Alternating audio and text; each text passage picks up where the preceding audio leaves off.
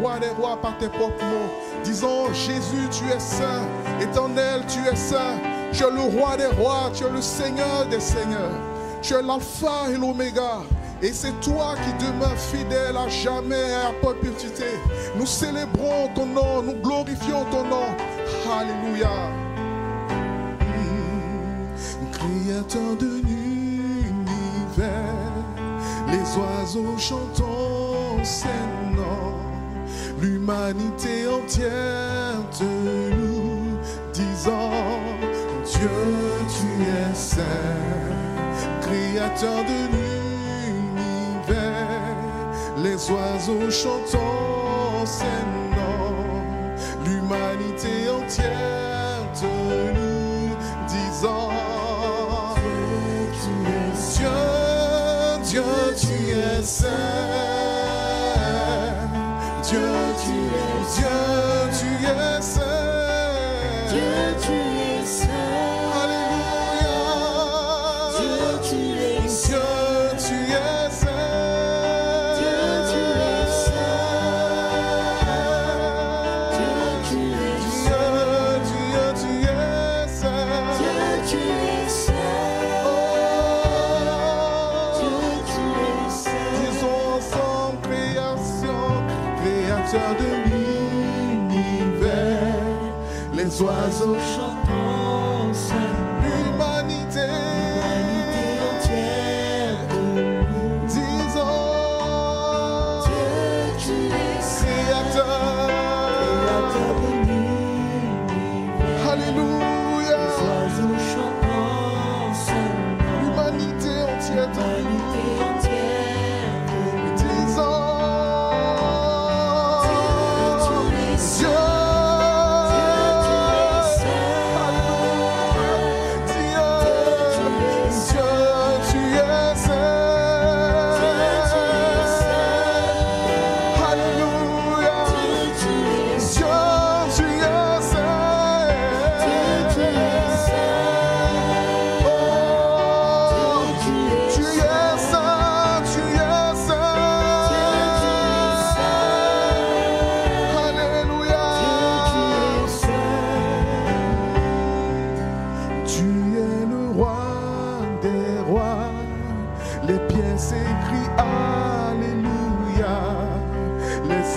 Cesse de te louer, disant Jésus, tu es saint, tu es le roi des rois. Les pierres s'écrient Alléluia, les hommes ne cessent de te louer, disant Jésus, tu es saint. Jésus. Jésus, tu es saint. Jésus, tu es saint. Jésus, tu es saint. Jésus, tu es saint.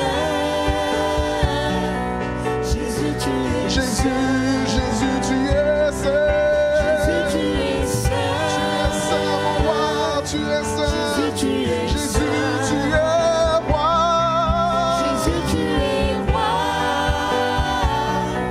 Jésus, tu es Jésus, roi. tu es roi.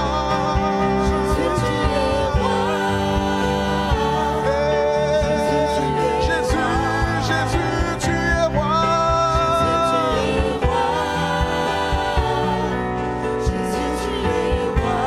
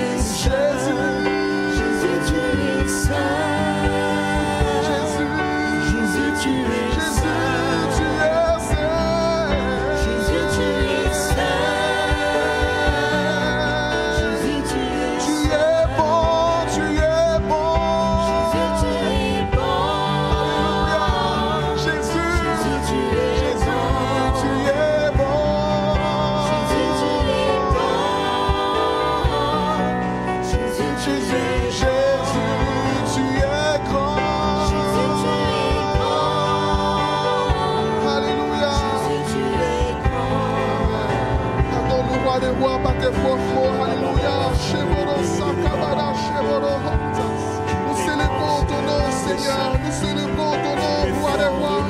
Nous célébrons ton nom, Jésus. Que l'honneur, la gloire te revient, l'Éternel. Que ton nom soit célébré à jamais, afin que tu t'aimes. Tu mérites la louange, tu mérites l'adoration. Nous célébrons ton nom, Éternel. Nous célébrons ton nom, roi des rois. Nous Shakabada, Sakabada, Shedebada, Sabababa. Adore le roi des rois. Adore Jésus, Christ de Nazareth. Merci pour ton amour, merci pour la grâce que tu nous donnes. Merci pour ton œuvre achevée à la croix. Jésus, nous célébrons ton nom. Jésus, nous proclamons que tu es saint. Jésus, nous t'acclamons car tu es roi.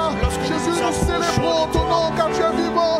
Jésus, nous acclamons ton nom car tu es vivant. Gloire à toi, Jésus. Gloire à toi, éternel. Gloire à toi, Emmanuel. Alléluia. Jésus, Jésus, Jésus, tu es saint. Jésus, tu es saint. Jésus, tu es saint. Jésus, tu es saint. Jésus, tu es saint. Reçois la gloire et la louange. Dieu, tu es saint. Dieu, tu es grand. Reçois la gloire et la louange. Dieu, tu es saint. Dieu, tu reçois la gloire. Reçois la gloire et la louange. Dieu, tu es saint. Dieu, tu es grand. Reçois la gloire. Reçois la gloire Et la louange. et la louange. Dieu, tu es saint. Dieu, tu es grand. Reçois la gloire. Reçois la gloire. À toi seul la gloire, Jésus. La louange. J'en ai dit, Jésus, nous célébrons ton Dieu, nom. tu es saint. Alléluia. Dieu, tu es grand. Reçois la gloire, Seigneur. Reçois la gloire et la louange. Dieu, tu es saint. Tu es grand. Reçois la gloire. Reçois la gloire Et la louange. et la louange. Dieu, tu es saint. Tu es saint. Dieu, tu es grand. Tu es grand. Reçois la gloire, Seigneur. Reçois la gloire Et la et louange. la louange. Dieu, tu es saint. Tu es saint. Dieu, tu es grand. Tu es grand. Reçois toute la gloire.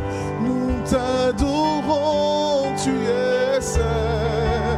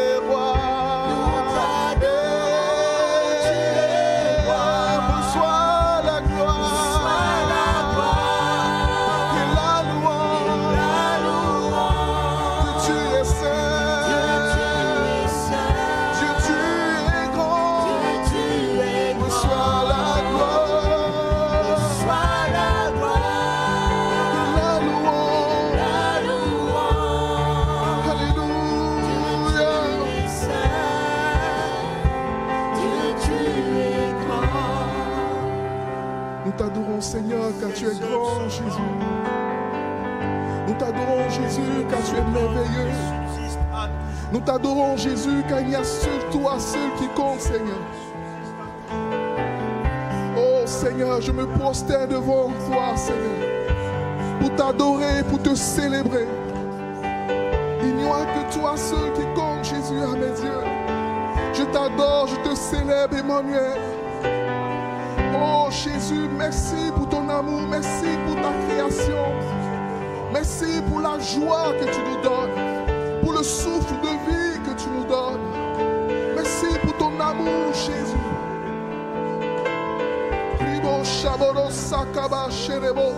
Adore le roi des rois, célèbre le roi des rois, Jésus.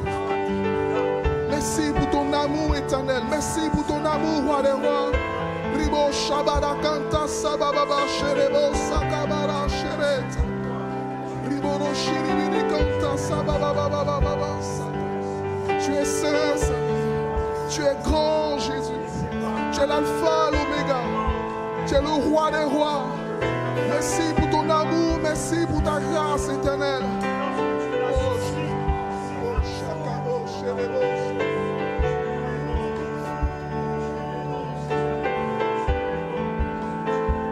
Oh Jésus.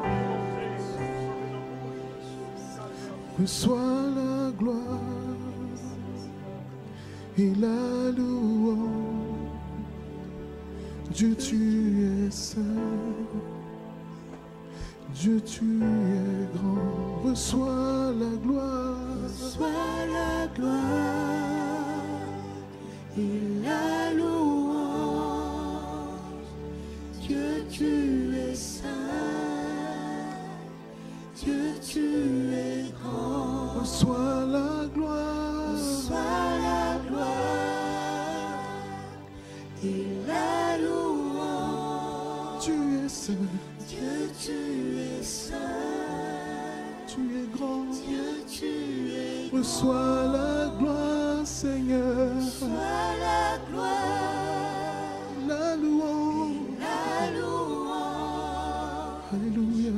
Dieu, tu es saint.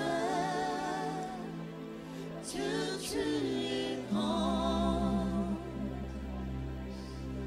Jésus, Jésus, Jésus, tu es élevé au-dessus de tout. Jésus, Jésus, Jésus, tu es élevé au-dessus de tout. Et rachetez pour le dire. Jésus, Jésus, Jésus, tu es élevé tu es élevé au-dessus de tout. au-dessus de tout. Encore une fois, proclame-le. Jésus, Jésus, Jésus, Jésus, tu es élevé. Alléluia. Tu es élevé au-dessus de tout. Tu es élevé au-dessus de tout. Tu es élevé au-dessus de tout. Il n'y a que toi seul qui compte. Tu es au-dessus de tout. Tu es l'alpha, l'oméga, tu es au-dessus de tout. Tu es le roi des rois, tu es au-dessus. Tu es l'ancien des jours, tu es. Alléluia. Tu es élevé au-dessus de tout.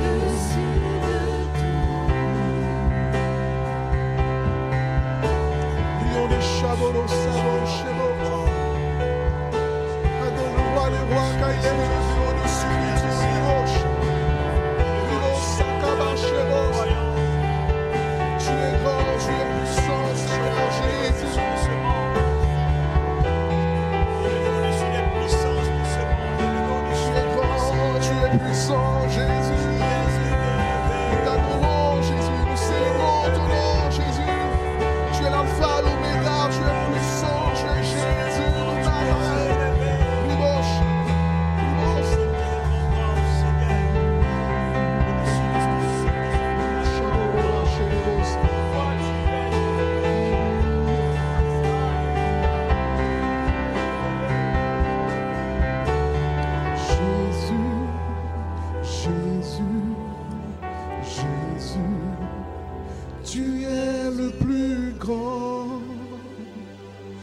au-dessus de tout.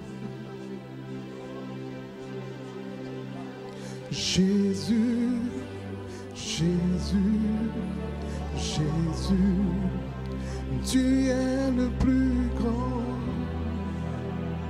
au-dessus de tout. Tu es le plus grand, tu es le plus grand, au-dessus de tout. Tu es le plus grand, Tu es le plus grand, au-dessus de tout. au-dessus de tout. Tu es le plus grand, Seigneur, Tu es le plus grand, au-dessus de tout. au-dessus de tout. Continue d'adorer le roi des rois, le plus grand, le saint des saints, Jésus-Christ de Nazareth. Ne t'étais point, confesse-le, proclame-le. Alléluia. Ribo shaboro kanta sabaraba sherebos. Riboro shakaba sakabarabos.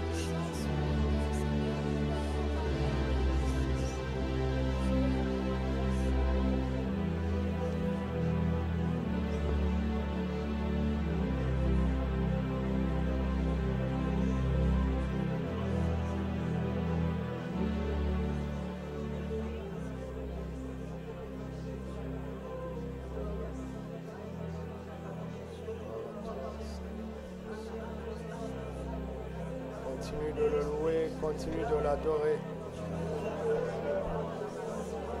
Tu es digne, Seigneur. Toute la gloire est à toi, la louange, l'honneur, la gloire sont à toi. Toi, l'agneau de Dieu qui a ôté le péché du monde. Toi qui as été immolé dès la fondation du monde. Toi qui as versé ton sang pour l'expiation de nos péchés et pour nous rendre propices à la grâce de Dieu.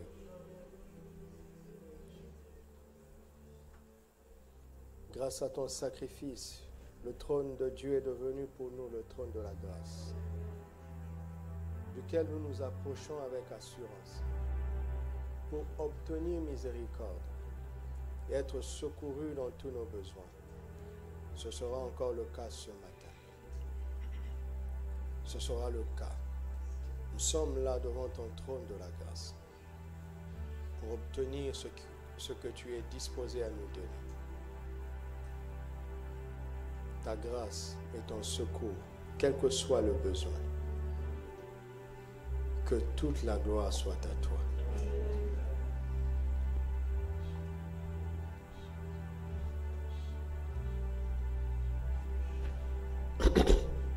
Agis librement ce soir, Saint-Esprit, pour glorifier Jésus, pour nous révéler qui il est et pour nous faire comprendre l'étendue de sa grâce. Merci, Père. Au nom de Jésus, Amen.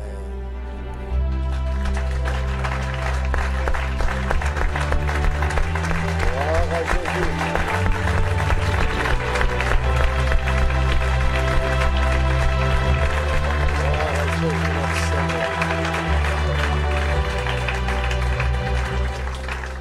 Alléluia, asseyons-nous dans sa présence.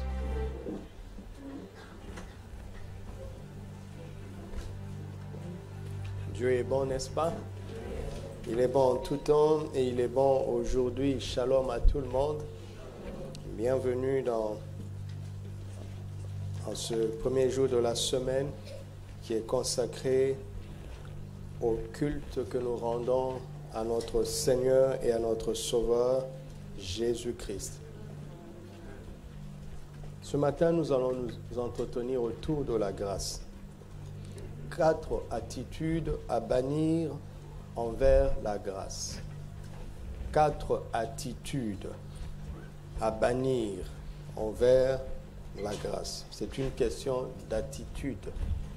D'abord, envers ce que nous ne méritons pas. La grâce ou la faveur, la grâce, c'est une faveur imméritée, comme nous le savons, n'est-ce pas? Mais c'est aussi une capacité surnaturelle.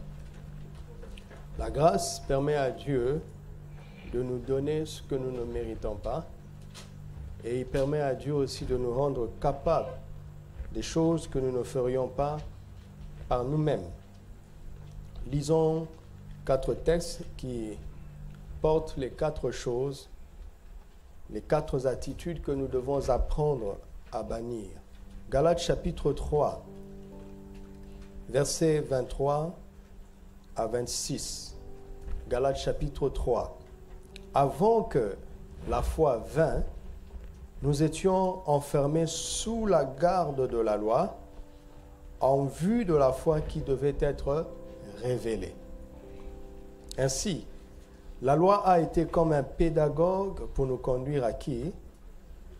À Christ, afin que nous fussions justifiés par la foi. La foi étant venue, nous ne sommes plus sous ce pédagogue. Et qui était ce pédagogue?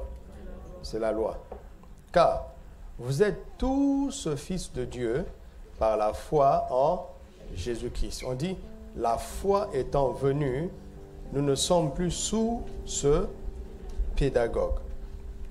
La foi est venue comment? La foi est venue quand Christ a été manifesté, quand Christ a été révélé. Chapitre 2, Galates chapitre 2, versets 20 à 21, nous allons voir la deuxième attitude à bannir. Je n'ai pas encore mentionné la première. La deuxième attitude à bannir. Paul dit ceci: j'ai été crucifié avec Christ, et si je vis, ce n'est plus moi qui vis, c'est Christ qui vit en moi. Si je vis maintenant dans la chair, je vis dans la foi au Fils de Dieu. Nous savons que c'est dans la foi du Fils de Dieu qui m'a aimé et qui s'est livré lui-même pour moi. Conséquence, je ne rejette pas la grâce de Dieu, car si la justice s'obtient par la loi, Christ est donc mort en vain. Augmentez un peu mon retour, je ne m'entends pas. Il dit, je ne rejette pas la grâce de Dieu. Donc, l'attitude à bannir ici, c'est quoi? C'est le rejet de la grâce. C'est une attitude à bannir. 1 Corinthiens 15, verset 10. 1 Corinthiens 15, verset 10.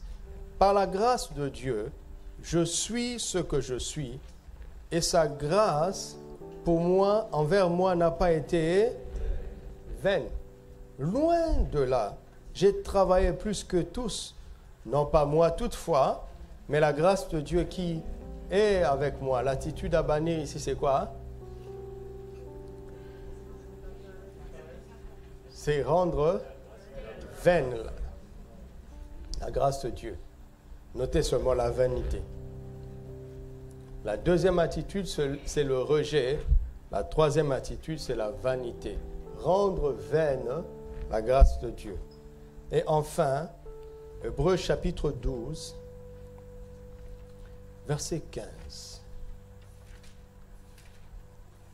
Hébreux 12, verset 15. Veillez.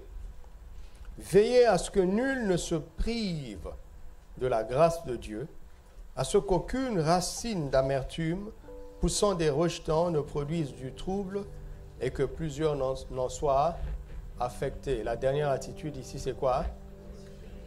La privation. Se priver de la grâce de Dieu. Nous nous rendons bien compte que l'on peut rejeter la grâce de Dieu, on peut la rendre vaine, on peut soi-même décider de s'en priver. Et c'est dommage. Vous savez, la grâce est un mot qui n'exclut personne, parce qu'elle ne demande pas des critères. On n'a pas besoin d'être qualifié pour la grâce, n'est-ce pas?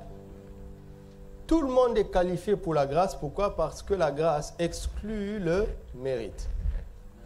Quand la grâce appelle, quand la grâce recrute, elle ne demande pas de CV. Vous m'entendez? Parce qu'elle ne tient compte d'aucune qualité.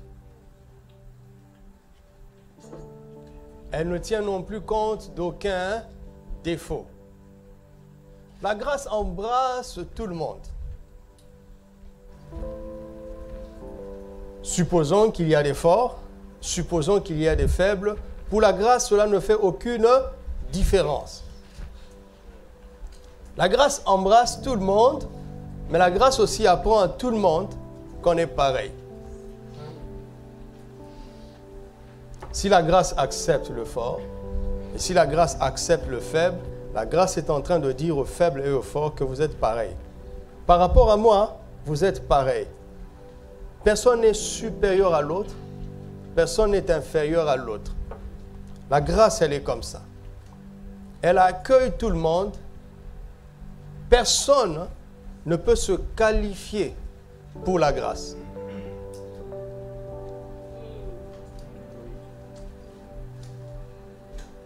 Mais on peut se disqualifier. Comment? Pas du côté de la grâce. Le problème ne sera jamais du côté de la grâce. Le problème serait du côté de ceux que la grâce accepte. Quand la grâce, elle vient, je ne veux pas dire tu, parce que je ne le souhaite à personne, mais quelqu'un peut la rejeter. Quelqu'un peut la rendre vaine, c'est-à-dire que la présence de la grâce ne fait aucune différence. Elle est vraiment là, mais elle est rendue vaine. Quelqu'un d'autre peut s'en priver. Est-ce que vous savez qu'on ne peut pas vous priver de ce dont vous n'avez pas droit? Vous savez ça? Par exemple, tu ne peux pas me refuser ce que je n'attends pas de toi. Je suis là, je suis devant toi et puis tu dis, je ne veux pas. Tu ne veux pas quoi? Et si tu me dis, je ne veux pas te donner ma cigarette, mais est-ce que je t'ai demandé une cigarette? Même si tu me l'avais donnée, je ne la prendrai pas. Tu ne peux pas me priver de ce que je ne demande pas. Tu ne peux pas me priver de ce dont je n'ai pas droit. Voici les ayants droit de la grâce qui décident eux-mêmes de s'en priver. Voici des fils de la grâce qui la rendent vaine. La grâce est là, mais elle est rendue vaine. Elle ne fait aucune différence. Voici des personnes à qui Dieu a accordé sa grâce, mais ils choisissent de la rejeter. C'est dommage. C'est dommage. Vous voyez, c'est une question d'attitude. Jacques chapitre 1, verset 17 dit que toute grâce excellente et tout don parfait, je ne m'entends toujours pas, et tout don parfait descendent d'en haut, du Père des Lumières, chez lequel il n'y a ni changement, ni ombre de variation. Pas de Dieu. Nous savons qu'il s'agit de Dieu, mais on l'appelle Père, le Père des Lumières, chez lequel il n'y a ni changement, ni ombre de variation. Luc chapitre 11, verset 13 dit que si vos parents, aussi méchants qu'ils sont, savent donner de bonnes choses à leurs enfants, à plus forte raison, Dieu, le Dieu des cieux, bien sûr qu'il s'agit de lui, mais plus précisément, il s'agit de qui ici? Du Père Céleste. Il ne donnera-t-il pas le Saint-Esprit à ceux qui le lui demandent, ou bien de bonnes choses à ceux qui le lui demandent? Ça, c'est Matthieu 7, 13. Regardez toujours le Père. On parle du Père. Et Jean, chapitre 1, verset 16 à 18, un de mes versets vraiment favoris dans la parole de Dieu, il nous est dit, et que nous avons reçu de sa plénitude quoi? Et grâce pour grâce. Car la loi a été donnée par Moïse, la grâce et la vérité sont venues par qui? Par Jésus-Christ. Personne n'a jamais vu Dieu, verset 18. Le Fils unique qui est dans le sein du Père et celui qui l'a fait, il a fait connaître qui? Dieu. Il a fait connaître qui? Il a fait connaître le Père. Personne n'a jamais vu Dieu mais le Fils unique qui est dans le sein du Père est celui qui a fait connaître le Père. Le Père dans Jacques 1, 17, le Père dans Jean 1. Il est question de grâce là-bas. Et ces 4 mots, grâce, excellence, don et perfection, ce sont 4 termes qui décrivent à merveille le caractère de Dieu notre Père. Vous m'entendez? Quand vous pensez au Père, pensez à la grâce, pensez au don, des choses qu'on ne mérite pas. Mais pensez aussi à l'excellence. Pensez aussi au parfait. Vous savez, dans la plupart des cas, les choses les plus gratuites ne sont pas les meilleures. N'est-ce pas? Non. Les grâces et les dons de ce monde ne sont pas les meilleurs. Quand, par exemple, on livre des produits venant d'ailleurs pour dire don pour l'Afrique, vous avez compris? Soit c'est ceux dont ils n'ont plus besoin. Même les applications que nous utilisons tous les jours, toutes les versions gratuites, c'est le minimum. Ce n'est pas la version la plus excellente de l'application. Ce n'est pas la version la plus parfaite. Quand tu veux toucher à ce qui devient meilleur, il faut payer. Il faut payer. Il faut payer. Mais Dieu notre Père est différent. Les meilleures de ces choses sont gratuites. Ces choses les plus excellentes et les plus parfaites sont gratuites. Si jamais un ministère t'a fait acheter un miracle, sache que tu as pris ce qui est au fond de la casserole. Vous m'entendez? Si jamais tu as pensé, tu as cru acheter quelque chose de Dieu, sache que ce que tu as reçu n'est pas excellent. Ce n'est pas parfait.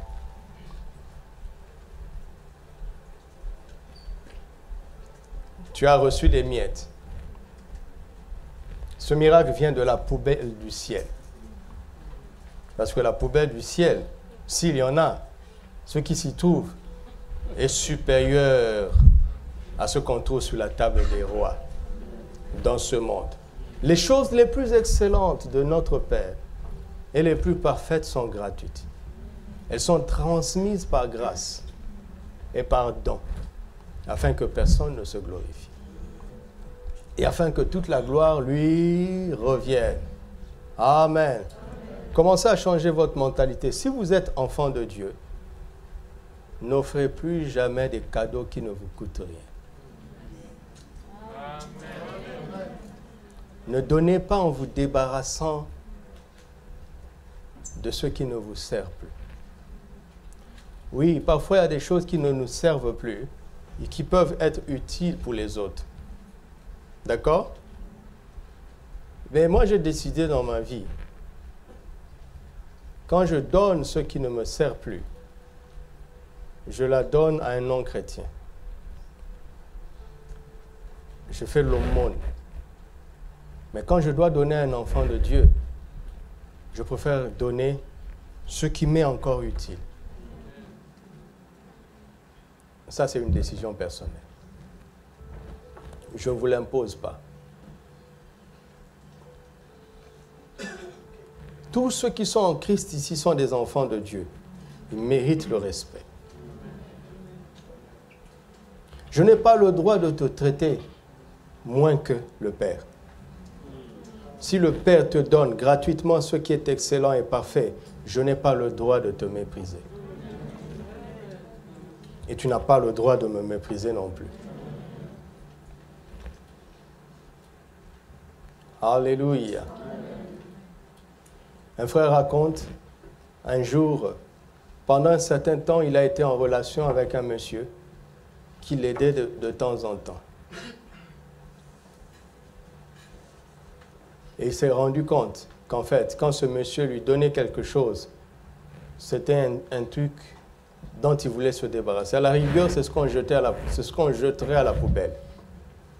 Mais comme il était dans le besoin et que cela lui était utile, il était content, reconnaissant. Et un jour, le Seigneur lui a parlé, lui a dit, fais attention à cet homme. tu n'as aucune valeur pour lui. Il n'a pas compris. Parce que intellectuellement, si quelqu'un l'aidait sur la terre, c'était cet homme-là. Mais des années plus tard, il va se rendre compte que cette personne qui apparemment l'aidait n'avait aucun respect pour lui.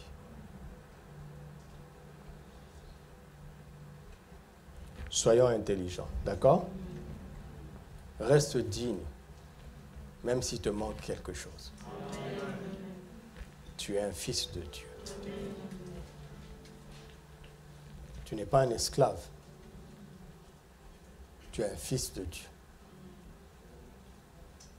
Dieu, ton Père, a en réserve pour toi ce qu'il y a de plus excellent. Ce qu'il y a de parfait. Parce que tu es son enfant. Mais notre attitude peut faire entrave à la grâce, aux grâces excellentes de Dieu notre Père et à ses dons parfaits.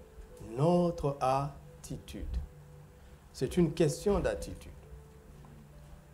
Vous m'entendez? Le Seigneur va faire de grandes choses ce matin. Par sa grâce. Et préparez-vous à recevoir abondamment. Et grâce pour grâce.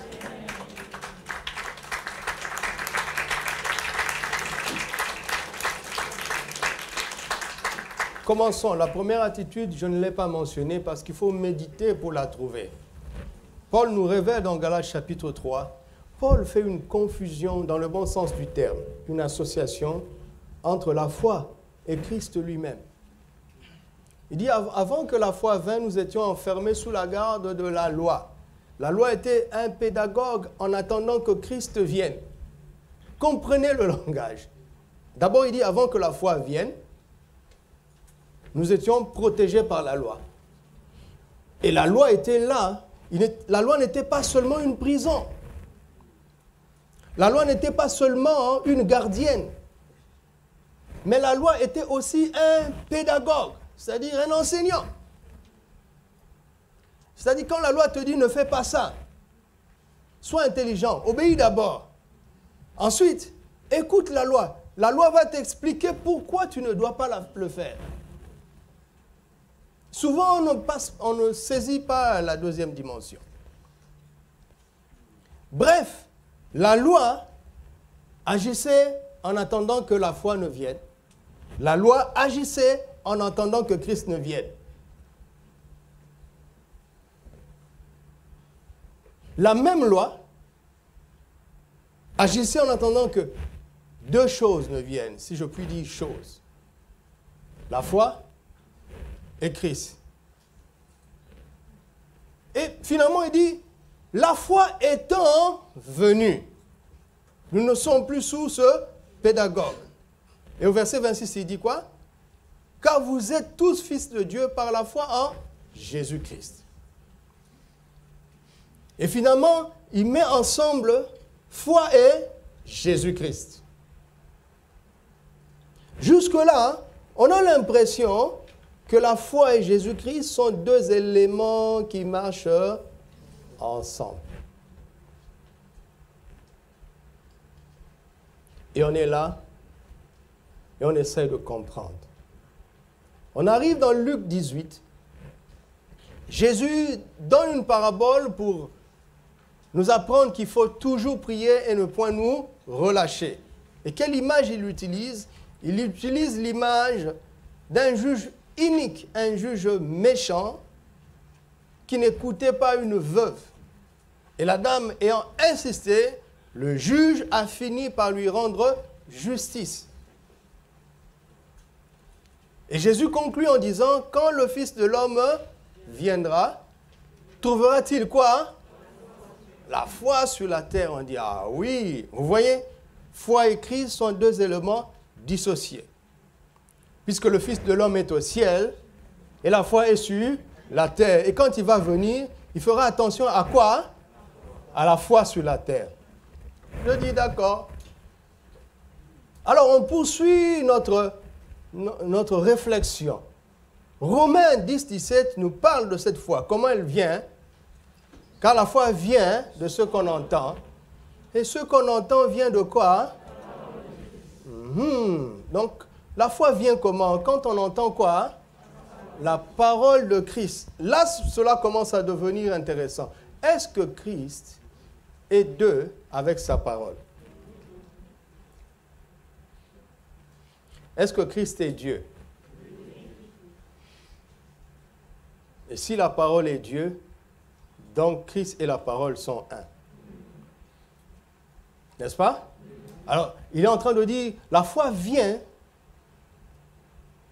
quand on entend la parole de Christ.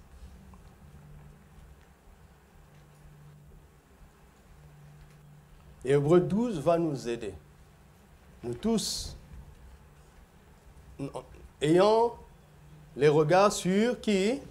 Jésus, il est qui? Ou bien l'auteur de la foi. Et c'est lui qui emmène cette foi à la... Christ est l'auteur de la foi. Vous savez, quand tu comprends que Christ est l'auteur de la foi, pour toi la foi vient quand Christ parle. Tu es plus attentif à son message. Mais quand la foi arrive à la perfection, tu comprends que Christ est la foi. La foi, c'est lui-même.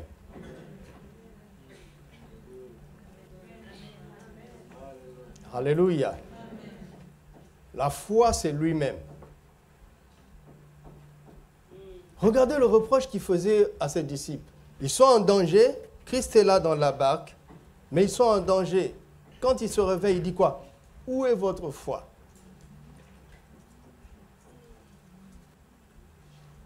Mais tu n'as rien dit, Seigneur. La foi vient de ce que tu dis. J'avais parlé avant, mais je suis là. Si je suis là, la foi est là.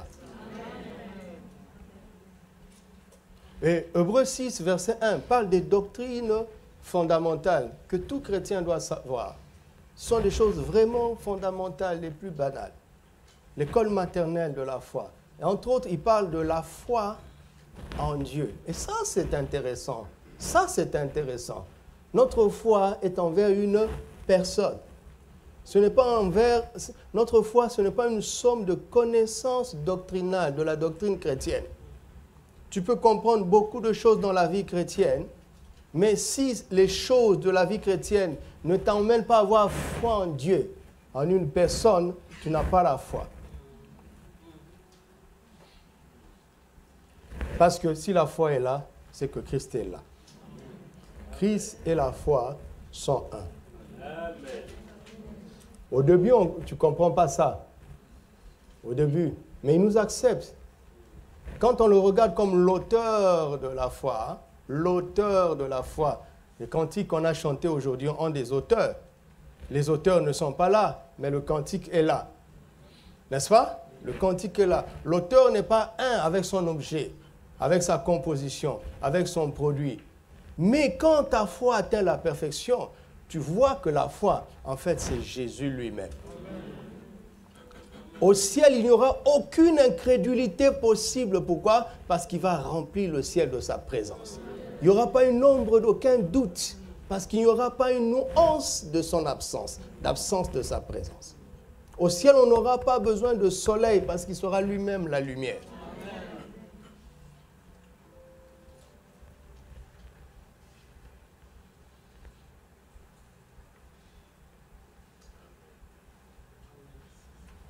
Parfois, on confond la foi avec connaissance.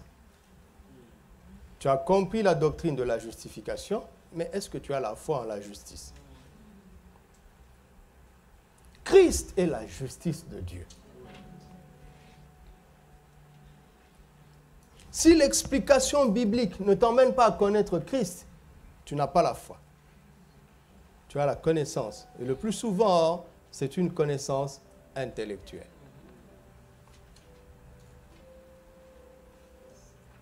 Voici le point le plus fondamental qui détermine la toute première attitude que Dieu veut voir en nous envers ce que nous ne méritons pas, c'est-à-dire sa grâce excellente.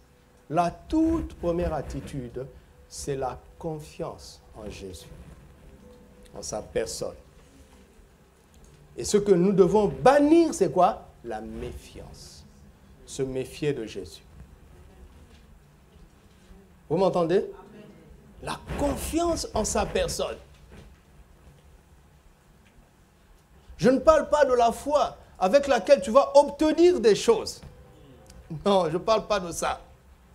Je parle de la confiance que tu as envers sa personne. Parce que si tu as dit allons à l'autre bord, ça ne veut pas dire qu'il n'y aura pas de tempête sur la route. Mais s'il est là, ça me suffit. J'ai confiance en lui.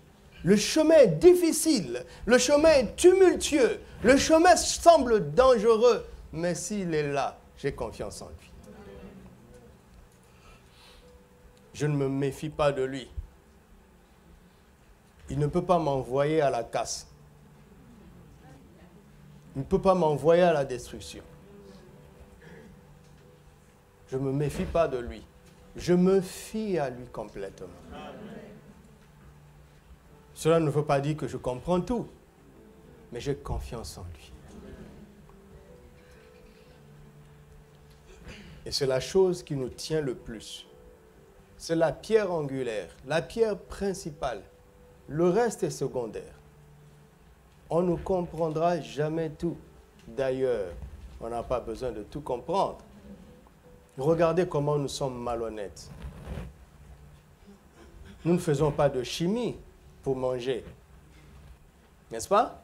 Nous ne cherchons pas à savoir quels sont les atomes qu'il y a derrière notre nourriture. Nous mangeons seulement, c'est tout, n'est-ce pas? À chaque fois que je me lave les mains, le Seigneur me parle, dit, si tu pouvais avoir confiance en moi, comme tu as confiance au savon.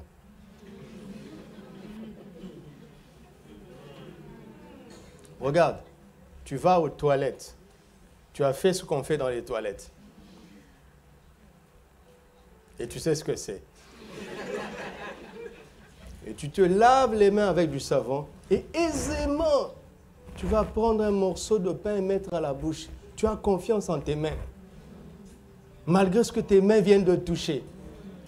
Grâce au savon. Qui t'a dit que ce savon est efficace? Qu'est-ce qui te prouve? Qui t'a dit même que c'est du savon? Tout mélange mousseux n'est pas du savon.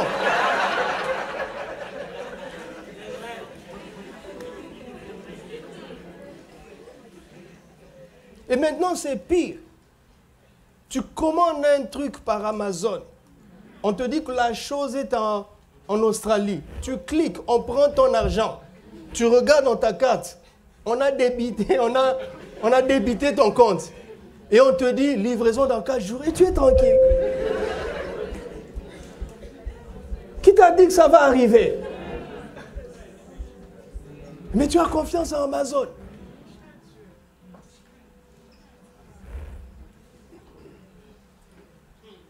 Tu payes un billet d'avion. Tu vas à l'aéroport. Tu montes dans l'avion. Le pilote dit on décolle. Qui t'a dit que c'est un bon pilote? Qui t'a dit que l'appareil est en bon état? Tu dis non, mais c'est la rame. Ce n'est pas la compagnie de... Je ne citerai pas le nom. Tu as confiance en la rame. C'est la rame qui fait que tu te dis, forcément l'appareil est en bon état, forcément le pilote est bon. Est-ce que tu sais qui il est? Mais on a confiance en la rame. Et ayons confiance en la rame. Bénissons cette nation. Si on avait ce niveau de confiance envers Jésus. Mais vous avez vu, tous les exemples que j'ai cités sont payants. Mais comme pour Jésus c'est gratuit, on dit je crois mais que ton oui soit, oui. Que ton non soit, non. Ce qu'on ajoute vient de qui? Hier, dans ma vie personnelle avec le Seigneur, il m'a instruit sur quelque chose autour du temps parce qu'il devait me parler. Alors, c'était tellement riche que j'ai dit, bon, je vais prendre des notes parce que ça servira peut-être un jour. Et donc, dans mes notes, j'ai dit, je dois intituler l'enseignement que j'ai reçu.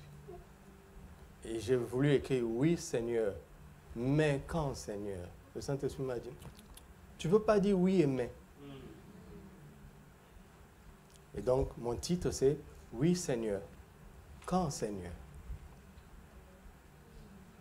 Le mais vient tout gâter. Je t'aime mais, ma soeur, fuis-le.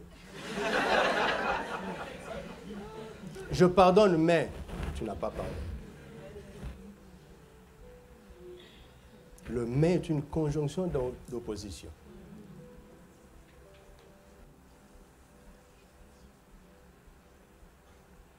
Jésus veut voir en nous aucune méfiance. La plus petite méfiance porte atteinte à la grâce. Vous m'entendez? Est-ce que vous m'entendez? Voilà, vous vouliez des discours philosophiques, allez ailleurs. Nous, on cherche du concret, parce que la parole est la vérité.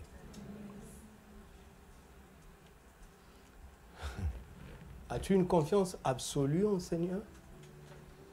Personne ici n'a une confiance absolue. Personne. Nous avons une confiance partielle. Il y a des domaines où on a totalement confiance. Il y a des domaines où on n'a pas assez confiance. Il y en a d'autres où on n'a pas confiance du tout. Et c'est là où on n'a pas confiance du tout que la grâce ne coulera pas. Parce que la méfiance est une attitude qui bloque le flot de la grâce.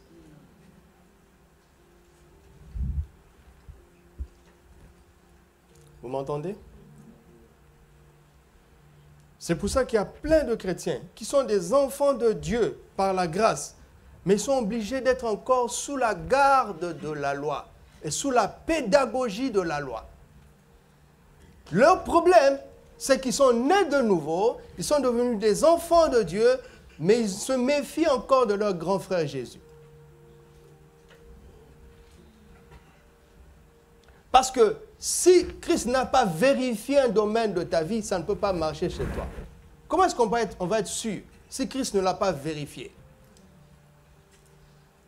Pourquoi est-ce qu'il a été tenté comme il a été tenté en toutes choses, sans commettre de péché? C'est pour nous montrer que, quelle que soit la tentation, si tu t'appuies sur lui, tu ne succomberas pas.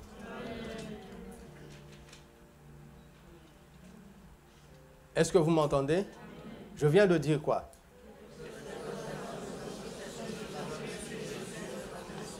Et qu'est-ce que tu as compris?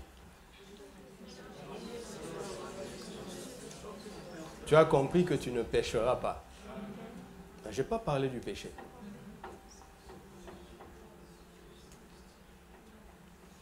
Est-ce que le mot péché est sorti de ma bouche?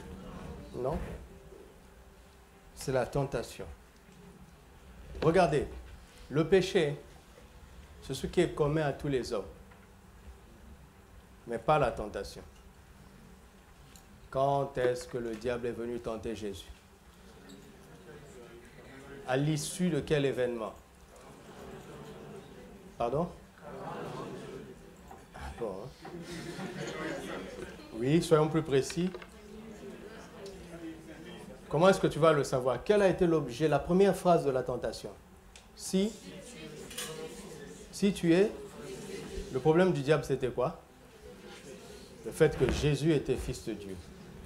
Papa venait de prendre un engagement public. Celui-ci est mon fils bien-aimé. La tentation vise ça. C'est l'expression de la jalousie du diable. De voir que Dieu t'a adopté comme son enfant.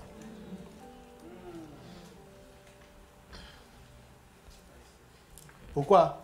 Parce que tout don, toute grâce excellente, tout don parfait descend du ciel de qui? Pas de Dieu, du Père de lui. Vous comprenez? Vous comprenez? Oh, est-ce que vous comprenez? Dès que tu deviens l'enfant de Dieu, tu es qualifié pour tout ce qu'il y a d'excellent au ciel, gratuitement. Pour tout ce qu'il y a de parfait au ciel, gratuitement. Et donc la tentation va consister à t'emmener à douter de ta position d'enfant de Dieu.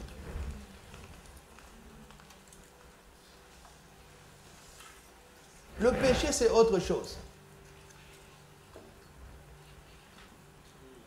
C'est parce qu'on succombe à la tentation qu'on commet le péché. Est-ce que tu m'entends?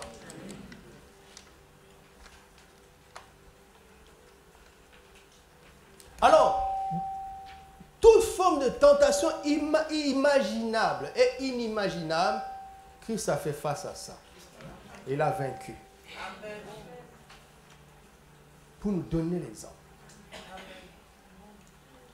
Afin que nous demeurions dans la victoire pour continuer à recevoir la grâce. Mais si tu n'as pas confiance en lui, si tu te dis, voici comment il faut triompher, est-ce que vous m'entendez? Moi, je ne m'entends pas du tout. Si ça ne marche pas, donnez un micro normal.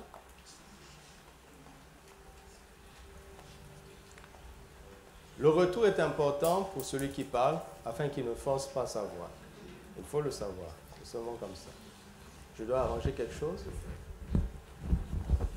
Si ça frotte, il faut me dire. Je ne suis pas le pape. Je suis votre frère. Vous allez couper ça.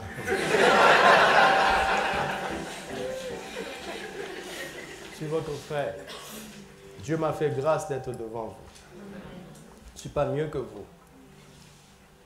La preuve, je dépends de vous. Si j'étais tout suffisant, j'allais te virer. Voilà, c'est mieux. Vous comprenez?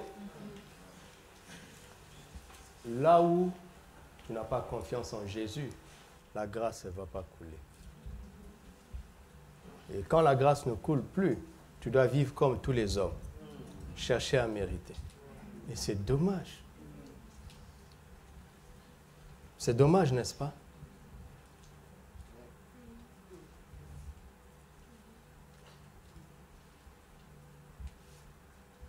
Il faut que notre confiance au Seigneur devienne absolue, qu'elle devienne totale. Et donc, c'est très intelligent de savoir là où je ne fais pas encore assez confiance au Seigneur. C'est très important pour que je puisse me repentir et progresser. Sinon, c'est moi qui perds. La foi, ce n'est pas une théorie, ce n'est pas des discours, c'est une réalité envers le Seigneur, dans ma relation avec lui. Parce que s'il te dit allons à l'autre bord, il y aura de la tempête. Mais Jésus ne te dit, regarde, il a dit allons, il n'a pas dit allez. Donc je suis là. Si la tempête est là, je la traverse avec vous. Mais Dieu est tellement cohérent. Depuis le début, il a dit, depuis Ésaïe 43, si tu traverses les eaux, qu'est-ce qui va se passer? Je serai avec toi. Tu n'es pas seul. Seigneur, je suis agité. Oui, nous sommes agités en fait. Mais regarde mon attitude, regarde mon attitude. Comment je fais pour arriver à dormir? Cela veut dire que c'est maïs, c'est du bruit.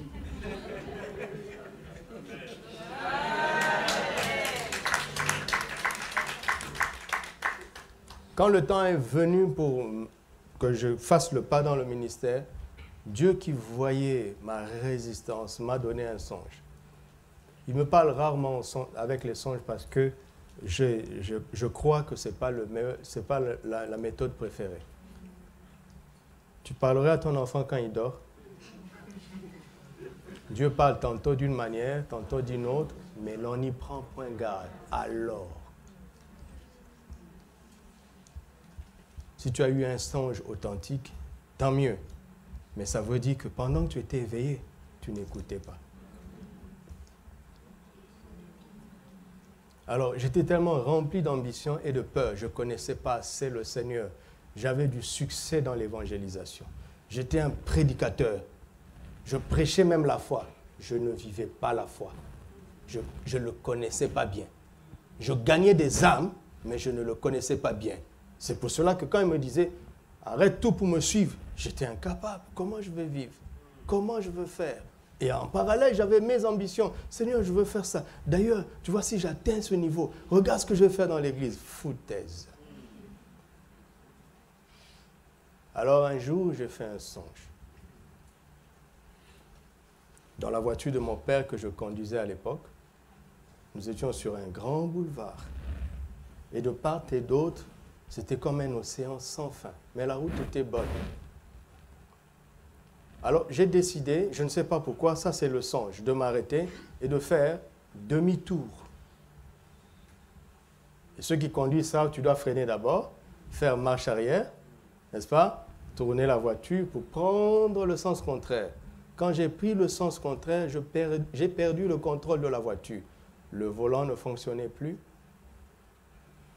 le frein ne fonctionnait plus et la voiture allait tout droit dans l'océan sans fin. Mais il y avait à côté mon meilleur ami de l'époque. Et il était tranquille, il n'avait pas peur. Je ne sais pas nager et je sais aussi que lui aussi ne sait pas nager. Je commence à lui dire, mais tu vois, on entre dans l'eau. Il dit, oui, je vois. Je dis, mais on ne sait pas nager, on ne sait pas nager. Il est tranquille et on est entré dans l'eau, je me suis réveillé. 3 jours, le songe m'a tourmenté. J'ai décidé que c'était un songe banal. Le songe m'a dit, je ne suis pas banal. Alors j'ai été obligé d'aller en parler à un de nos responsables. Il a écouté et puis m'a dit, je vais aller prier pour que le Seigneur me donne l'explication. Pourquoi? Parce que le fait que je disais que je n'arrive pas à oublier, il a lu avec moi le songe de Pharaon et le songe de Nabuchodonosor. Il dit, je sens qu'il y a un sens, mais je vais aller prier. Il a fait comme Daniel. Il est allé prier et il est revenu me donner l'explication. J'étais là, j'attendais l'explication. Et voici ce qu'il va me dire. Dieu ne m'a rien dit, mais Dieu m'a dit qu'il a mis un indice. Le fait que ton meilleur ami n'avait pas peur, ça veut dire que tu n'es pas en danger. Je suis allé prier maintenant moi-même. Le Seigneur m'a dit, bientôt tu vas perdre le contrôle de ta vie, mais tu ne seras pas en danger. Et j'ai perdu le contrôle de ma vie en 2002. Aujourd'hui, on est combien? Est-ce que je suis en danger?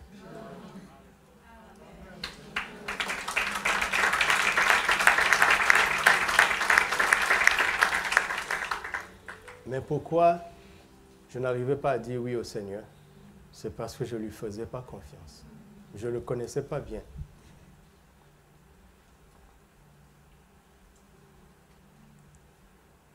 Plus tu le connais, moins on aura besoin de te dire obéis. L'amour navigue à un niveau supérieur. La question d'obéissance ou pas, c'est un jeu d'enfant. Laissez ça à la loi. La loi disait, si tu obéis, voici. Elle est conditionnelle. Mais l'amour est inconditionnel. L'amour prend des risques. Regarde, Dieu il a donné son Fils. Qu'est-ce qui le prouve qu'on va accepter? Mais il a fait par amour. Quand son amour te touche, tu vas lui faire confiance. Tu vas croire. Car Dieu a tant aimé le monde qu'il a donné son Fils unique afin que quiconque croit. En fait, la véritable foi est le résultat de l'amour. Quand tu découvres l'amour de Dieu, à quel point il t'aime, tu croiras ce qu'il te dit. Oui ou non? Quand tu aimes quelqu'un, tu dis oui avant qu'il termine sa phrase. N'est-ce pas? Tu l'aimes tellement quand il dit faisons ça, il dit d'accord, allons-y. Après tu dis, où? On doit aller où? Il dit, mais tu ne m'as pas laissé finir ma phrase. Parce qu'on a confiance en lui, on a confiance en lui. Tu peux entendre tous les sermons du monde, mais la foi, c'est une relation. C'est ce qui me met en relation avec Jésus. La confiance, c'est une relation de confiance. Et la confiance la plus grande s'appelle l'amour. Alléluia. C'est pourquoi la foi est agissante dans l'amour. Dans l'amour. Le jour où l'ennemi discerne une zone où tu n'as pas confiance en Jésus, il va te vaincre. Pourquoi? Parce que dans cette zone-là, tu deviens un homme ordinaire. Tu n'opères plus par la grâce.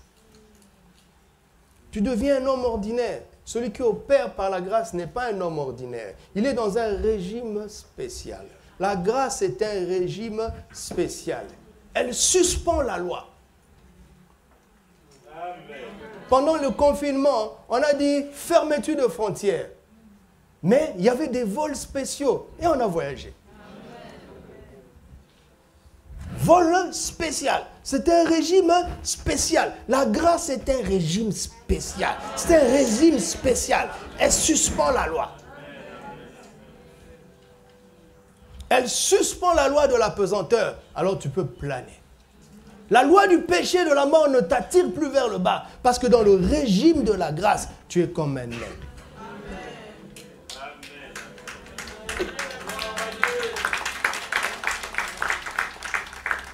Et elle fonctionne par la confiance en Jésus.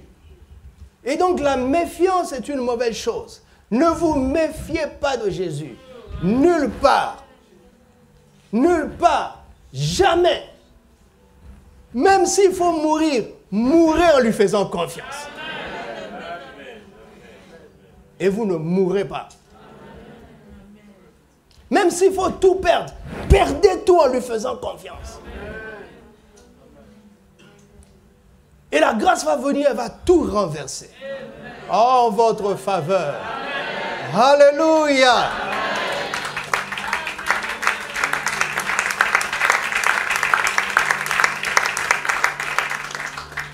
Comment savoir, comment arriver à discerner les zones de méfiance dans nos vies?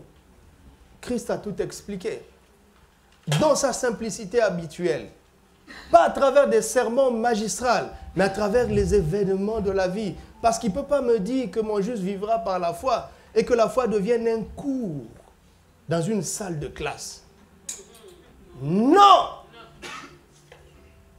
La foi, c'est dans la vie quotidienne. Et c'est pourquoi Christ enseignait dans les événements de la vie. C'est là où il y a les leçons les plus importantes de la foi.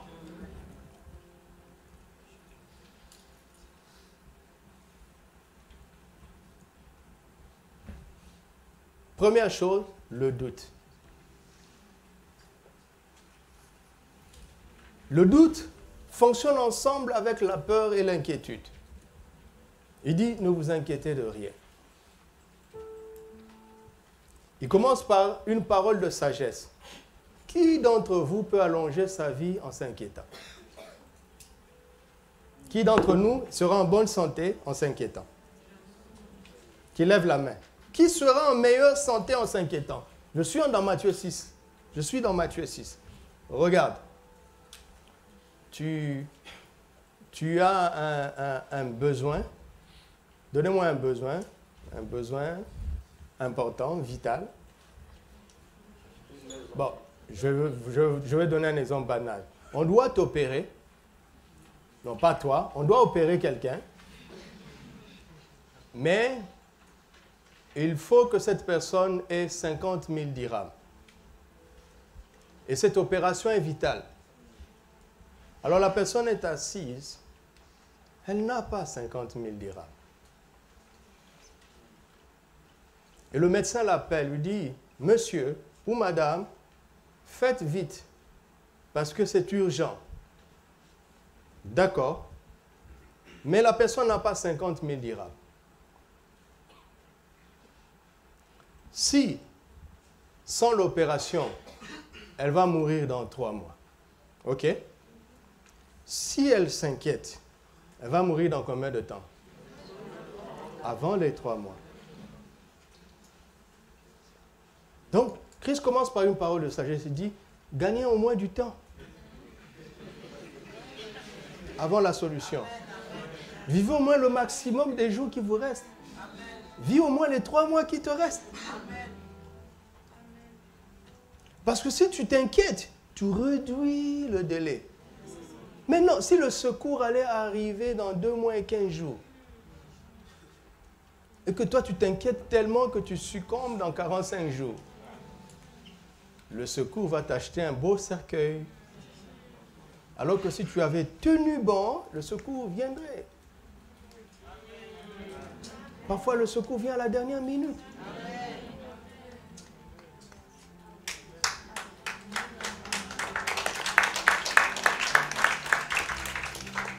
Qui d'entre nous n'a pas été secouru à la dernière minute? Au moins une fois dans sa vie. Ah, il n'y en a pas ici, hein?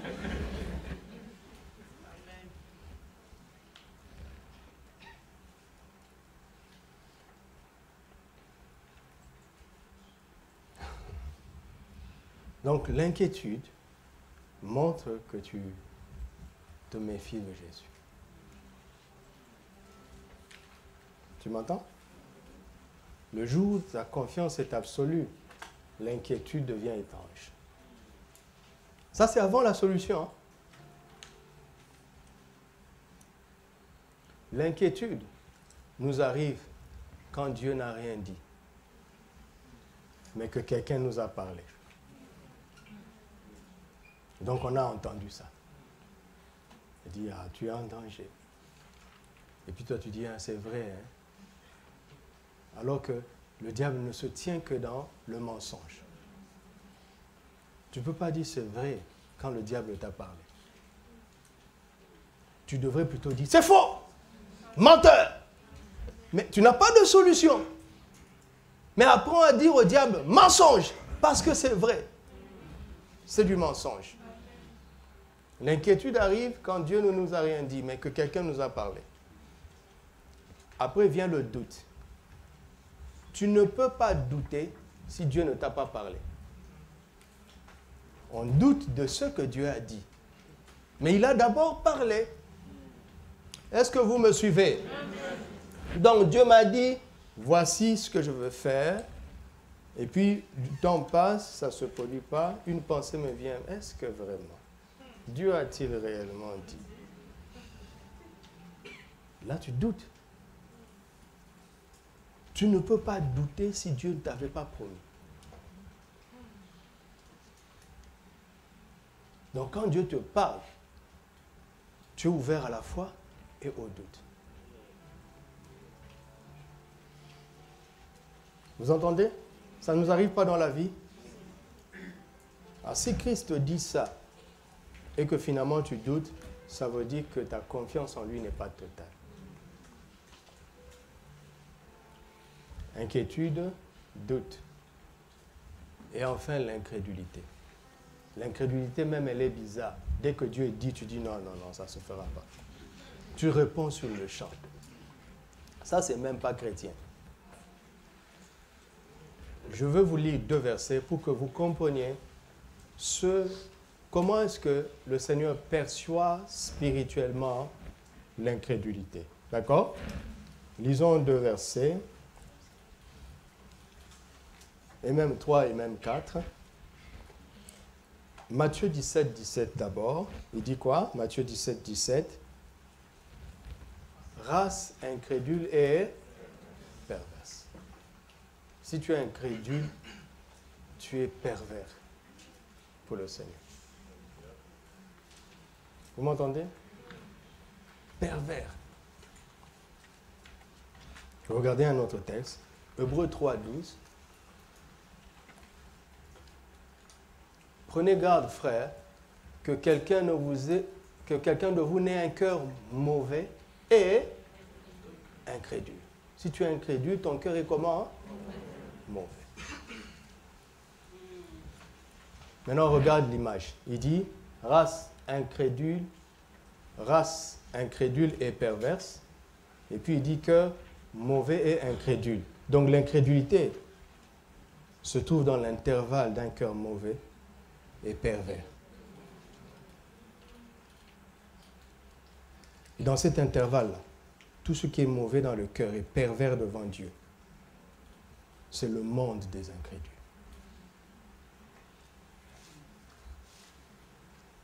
Vous m'entendez? Est-ce que vous m'entendez? Vous dites, ah, ça ne concerne pas les chrétiens, mais les apôtres étaient incrédules. Matthieu 17, 17, il parle aux apôtres.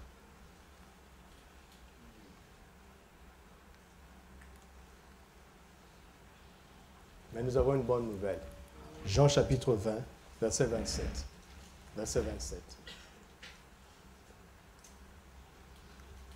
Qu'est-ce qu'il a dit à Thomas? Ne sois pas incrédule, mais crois. Quand la tentation de l'incrédulité vient, qu'est-ce que tu dois faire? Tu dois dire non! Vous voyez, j'ai utilisé le mot tentation. Parce qu'on est trop conscient du péché. Non, c'est la tentation, le problème des enfants de Dieu. Ce que le diable utilise contre les enfants de Dieu, c'est la tentation. Dieu dit, demain à 14h, je ferai ceci. Tu as le choix entre dire, amen, je reçois. Et dire, est-ce que vraiment?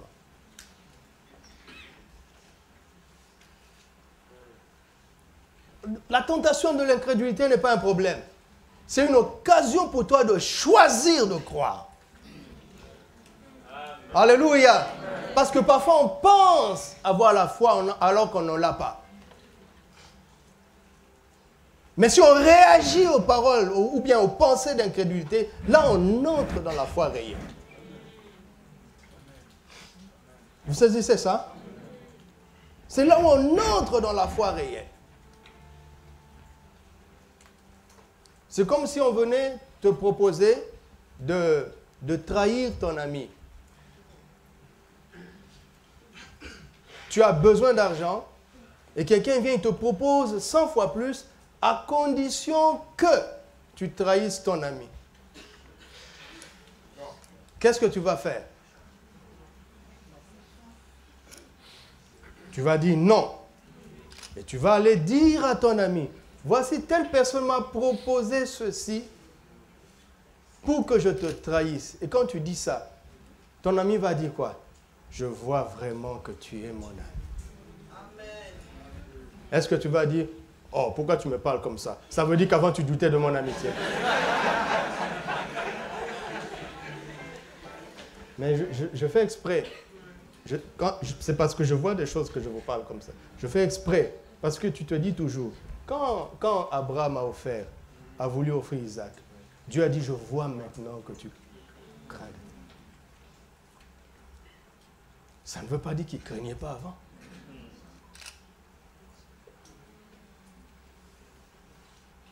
Mais tu as renforcé ce que je savais de toi.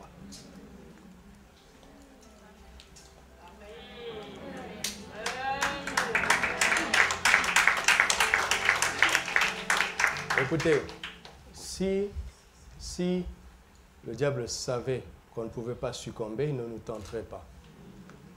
Mais si en même temps Dieu laisse faire, c'est parce que Dieu sait que non seulement on peut réussir, mais aussi il y a quelque chose de mieux qui vient derrière. Quand la tentation de l'incrédulité vient, dis non, je crois. Et là, tu sors avec la foi authentique. Une foi éprouvée par le feu. Une foi ferme et inébranlable. Pas une foi théorique. Pas une foi théorique. Et là, tu ouvres le monde de la grâce. Et ta vie commence à naviguer dans un régime spécial. Les choses les plus excellentes te parviennent gratuitement. Les choses les plus parfaites te parviennent gratuitement. N'est-ce pas merveilleux ça? Alors ne nous méfions jamais de Jésus. Dis à ton frère, ne te méfie plus jamais de Jésus. Pour rien au monde, ne te méfie jamais de Jésus. Amen. Galates, chapitre 2, verset 20. Au verset 21, il dit, je ne rejette pas la grâce de Dieu. Mais c'est à l'issue de ce qu'il va dire au verset 20, au verset 20, il dit, j'ai été crucifié avec Christ. Commençons d'abord par là. Qui parle? Qui parle? Qu'est-ce qu'il dit? Qu'est-ce que ça veut dire? Nous savons tous, affichons Luc chapitre 23. Luc chapitre 23. Commençons au verset 33. Regardez bien, écoutez-moi bien, c'est très important. Lorsqu'il fut arrivé au lieu appelé Crâne, ils le crucifièrent là, ainsi que qui? L'un à droite, l'autre à gauche. Ce n'est pas un film. Ça s'est vraiment passé. Jésus était au milieu, la croix de Jésus était au milieu, et il y avait deux croix, n'est-ce pas? À côté. L'un à gauche, l'autre à droite. Paul était sur quelle croix? Parmi les trois. Alors, comment est-ce qu'on le voit dans Acte 9, en train de crucifier les chrétiens?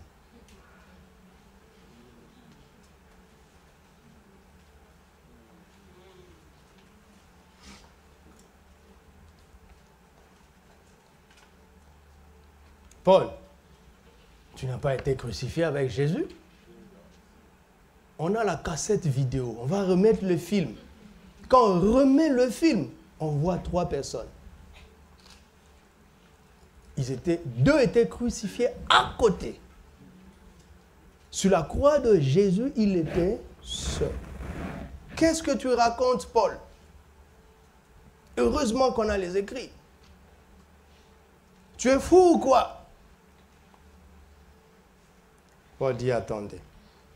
Attendez. Il y a trois regards possibles par rapport à la croix. Le premier regard, lisons. Lisons. Continuons. Verset 34. Jésus dit, Père, pardonne-leur, car ils ne savent pas ce qu'ils font. Ah bon? Ils se partagèrent ses vêtements en tirant au sort. Le peuple se tenait là et faisait quoi? Il regardait. Ce n'est pas un récit banal. Hein? Les magistrats, il n'y a pas que le peuple. Les magistrats se moquaient de lui. Un magistrat, c'est qui? C'est un homme de la loi. Il se moque pourquoi?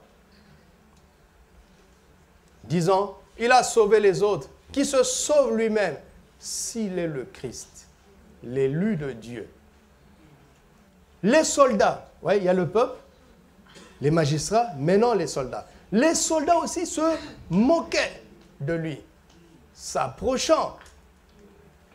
Et lui, présentant du vinaigre, il disait, si tu es le roi des Juifs, sauve-toi toi-même. D'abord, si tu es le Christ. Deuxièmement, si tu es le roi des Juifs. Il y avait au-dessus de lui cette inscription, celui-ci est le roi des Juifs. L'un des malfaiteurs, pas les deux, l'un d'entre eux, l'injuriait. Les autres se moquaient, d'autres regardaient, celui-ci l'injuriait, disant, n'es-tu pas le Christ? Sauve-toi toi-même et puis, je vais sauver celui qui m'insulte. Pourquoi? Parce qu'il voit que Jésus fait preuve de bonté. Pardonne-leur. Il commence à sentir que le gars là, il est différent. Il ne réagit pas aux moqueries. Au contraire, il accorde le pardon. Verset suivant. Mais l'autre le reprenait et disait, ne crains-tu pas Dieu, toi qui subis quoi? La même condamnation. Pour nous, c'est quand nous recevons ce qu'ont mérité nos crimes. Mais celui-ci n'a rien fait de mal. Amen. Les magistrats le savent. Les soldats le savent. Le peuple le sait. Amen. Continuons. Il dit à Jésus, souviens-toi de moi quand tu viendras dans ton règne. Waouh! Et là maintenant Jésus parle. Jésus lui répondit, je te le dis en vérité. Aujourd'hui, tu seras avec moi dans le paradis. c'est un malfaiteur. Donc il reçoit la grâce. Parce que malgré la faiblesse de Jésus, lui a fait confiance. Il lui a fait confiance. Et la porte de la grâce est ouverte. C'est ouverte pour le propulser au paradis. Aujourd'hui. Le premier à avoir inauguré le paradis, ce n'est pas Abraham. Il est entré avant tout le monde. Parce que le paradis est en haut. Abraham était dans le séjour des morts. Dans un lieu de paix, certes, dans le sein d'Abraham. Quand Jésus est descendu, il est allé les libérer. Cela a pris 3 jours pour le salut de l'humanité. Mais quand Jésus a rendu l'Esprit, les saints ont apparu à Jérusalem. Christ les a libérés des liens de la mort. La foi les avait sauvés, mais quelqu'un tenait encore les clés de la mort et du séjour des morts. Mais celui-là a pris un raccourci.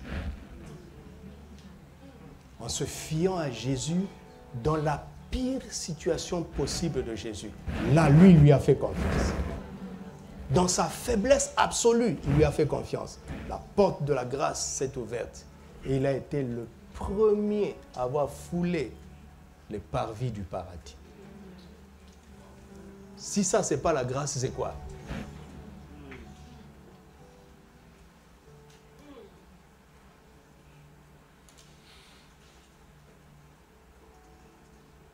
J'ai conduit des gens au Seigneur, des gens qui ont fait du mal. Mais quelques heures avant leur mort, ils ont reçu Jésus. Je sais qu'ils sont au ciel. J'ai conduit quelqu'un au Seigneur pour vous dire, il a tellement fait du mal que même sa propre famille ne voulait pas aller l'enterrer. Pour vous rendre compte du niveau. Mais sa famille ne sait pas que 6 heures avant sa mort, il avait reçu Jésus. On l'a presque jeté dans la tombe. Plus personne n'est jamais allé là-bas. Mais Dieu lui a fait grâce. Mais la grâce, c'est comme ça. Tout le monde peut vous condamner. Mais si vous vous fiez à Jésus, il vous accepte. Tout le monde peut vous rejeter. Si vous fiez à Jésus, il vous reprend. La grâce est comme ça. Elle est liée à Jésus seul. Alors je disais, il y a 3 regards de la croix. Certains disent, Jésus a été crucifié comme moi. C'est ce que doivent dire tous les malfaiteurs. Le premier brigand, c'est ce qu'il disait, n'est-ce pas? Et comme nous avons tous péché, normalement nous pouvons dire, Jésus a été crucifié comme nous. Sauf que le deuxième brigand a eu du discernement et dit, mais lui n'a rien fait. Pour nous, c'est justice. Pour lui, c'est injuste. D'accord? Et c'est ce qui l'emmène à faire cette prière. Souviens-toi de moi. Donc, le deuxième regard de la croix, c'est Christ a été crucifié pour moi. Le premier, Christ a été crucifié comme moi, c'est faux. C'est archi faux. Puisque lui, il était juste. Alléluia. Amen. Paul dit dans 1 Corinthiens 2:2, je ne veux pas savoir parmi vous autre chose que quoi? Jésus-Christ et Jésus-Christ crucifié. Avant de bien prêcher le message de la croix, prêchez d'abord la personne de Jésus. Parce que la croix, c'était le sort qui était réservé au pire des hommes dans la société. Mais si tu parles de Jésus, on va voir que non, mais ce n'est pas normal. Il ne devait pas subir ça. C'est pourquoi Paul dit, je ne veux pas prêcher autre chose que Jésus-Christ d'abord. Je vous démontre qui il était, tellement il était juste. Mais il est mort de la mort d'un injuste. Ça doit nous amener à réfléchir. Et c'est là où tous les versets que nous connaissons. Celui qui n'avait point connu le péché, il est devenu péché pour nous, afin que nous devenions en lui justice de Dieu. Donc il a été crucifié pour moi. Pas comme moi, mais pour moi. Alléluia. À la croix, par ses meurtrissures, j'ai été guéri. Écoutez bien, hein, parce que le Saint-Esprit va commencer à agir dans cette portion-là. Donc il a été crucifié, c'est là où il a pris tous mes péchés, toutes mes maladies. Il a été crucifié pour moi, pour que je sois guéri. Il s'est fait pauvre afin que par sa pauvreté je sois enrichi. Il a été crucifié pour moi, pour vaincre la pauvreté et m'introduire dans la richesse divine. Alléluia. Christ a été crucifié pour moi. Ça c'est vrai, mais insuffisant.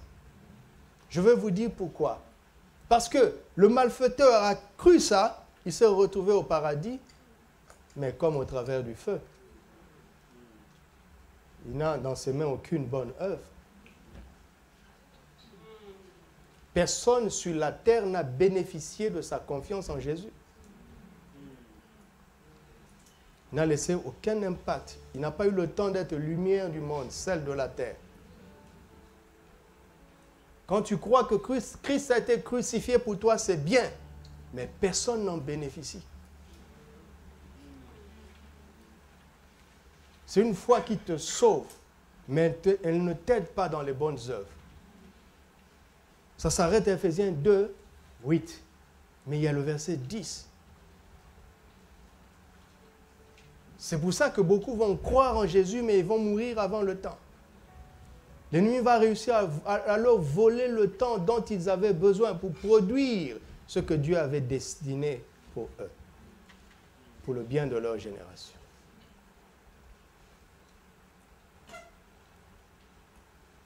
Vous m'entendez? Donc, Christ a été crucifié pour moi, c'est vrai, mais c'est insuffisant. Le maximum, c'est Galates 2, 20. Christ a été crucifié avec moi. J'ai été crucifié avec Christ. C'est-à-dire, à la croix, j'étais là avec lui. Alléluia. Et quel est le bénéfice que cette dimension donne?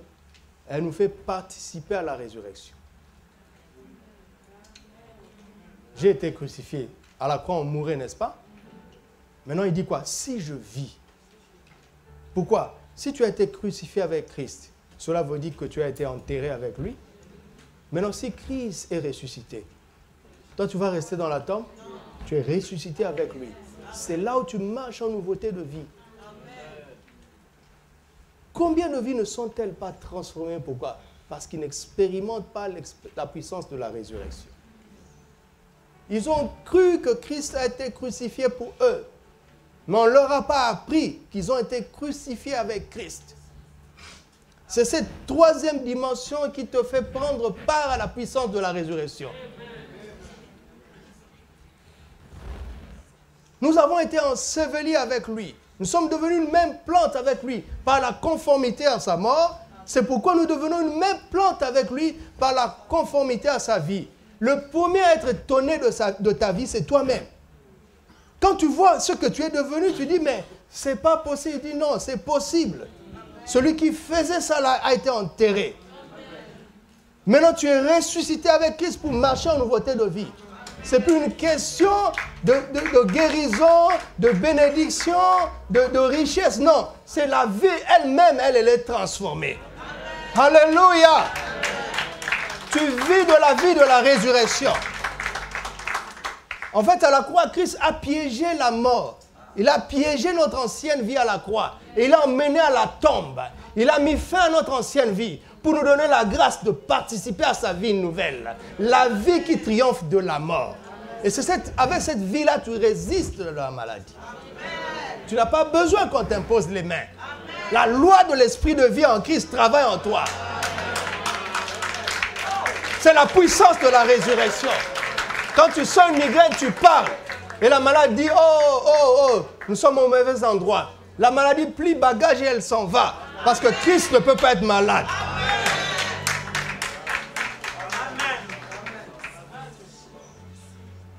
Et ça, c'est par révélation. Paul, c'est pas possible. Tu n'étais pas là à la croix. Il dit, ça, c'est la vue.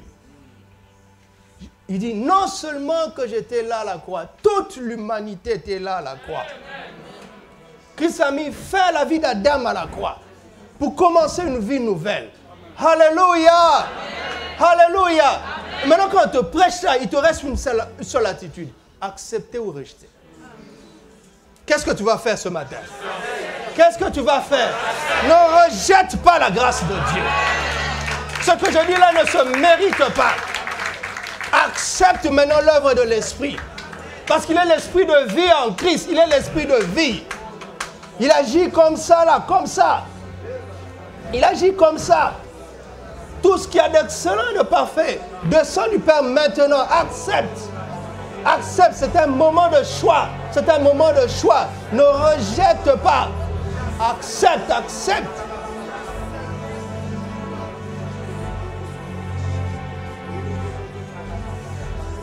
Galates 2:20 pousse à la réaction. C'est pourquoi parfois les gens étaient scandalisés. L'évangile, parfois il fait plaisir, parfois il scandalise. Parce que ça dépasse tout entendement, n'est-ce pas? Ça dépasse tout entendement. On m'a donné du poison. Jusqu'à aujourd'hui, je ne sais pas où c'est parti. Parce que si je vis maintenant, ce n'est plus moi qui vis. Si tu peux empoisonner Christ, tu peux m'empoisonner. Si tu peux arrêter Christ, tu peux m'arrêter. Personne ne peut arrêter Christ. Tant que j'ai confiance en lui, personne ne peut m'arrêter. Tu peux arrêter ma vie. Elle a déjà été arrêtée à la croix. Mais tu ne peux pas arrêter sa vie en moi. On ne peut pas arrêter sa vie en toi. Alléluia. Reçois la grâce de Dieu. Ne la rejette pas, reçois. Reçois, je t'en prie. Ça ne dépend pas de moi. Ça dépend du Saint-Esprit et de ton choix. Reçois la grâce de Dieu. Reçois ton miracle maintenant au nom de Jésus. Reçois ton exaucement maintenant au nom de Jésus. Reçois ta bénédiction maintenant au nom de Jésus. Reçois ta solution maintenant. Reçois. Reçois cette grâce excellente. Reçois ce don parfait maintenant. Maintenant au nom de Jésus. Et par-dessus tout cela, reçois cette transformation. Reçois cette transformation maintenant au nom de Jésus.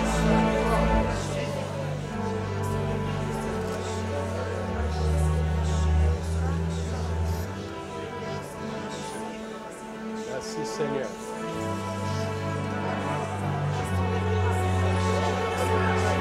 Merci Seigneur.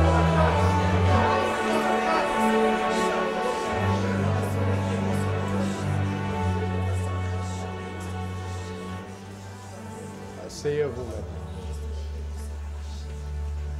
Mon esprit est sur toi ce matin.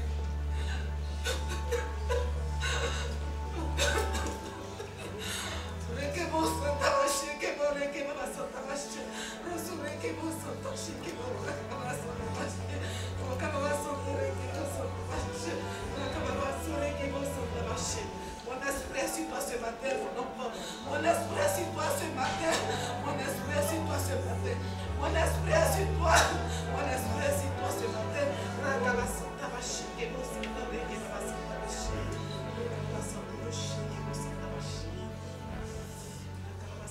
Alors que le pécheur dise « Je suis saint », que l'esclave dise « Je suis libre », que le faible dise « Je suis fort », que le pauvre dise « Je suis riche », et que tout le monde dise « Je prospère à tous égards ». Je prospère à tous égards. Au nom de Jésus. Alléluia. Que l'ignorant dise « Je sais ». Que celui qui se trompait dise « Je ne me tromperai plus ». Que celui qui a échoué dise « Je vais réussir ». Je vais progresser. Je vais avancer. Et ma vie glorifiera le Seigneur. Que tout le monde dise « Je suis fécond ». Car j'ai l'image de Dieu mon Père. Je suis fécond. Je me multiplie. J'assujettis. Je domine mon territoire pour la gloire de Dieu. Je m'étends sans limite. J'accomplis toutes les bonnes œuvres que Dieu avait préparé pour moi. Car je suis une merveilleuse créature à ses yeux. Et c'est la grâce qu'il m'a faite. Au nom de Jésus. Amen.